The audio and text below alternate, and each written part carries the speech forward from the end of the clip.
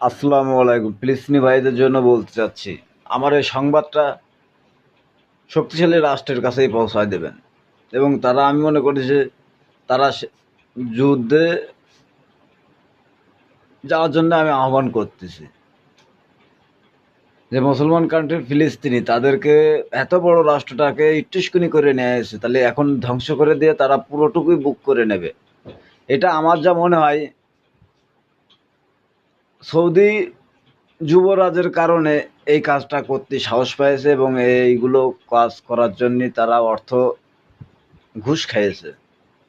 তা না হলে আমি মনে করি যে ইসরায়েলের উপরে এখন যুদ্ধ ঘোষণা করাটাই, তুরস্ক, ইরান, ইরাক, সিরিয়া, এগের আরব আমিরাত, এগের আমি মনে করি যে এখন ইসরায়েলের আক্রমণ করাটাই বুদ্ধিমানের কাজ হবে।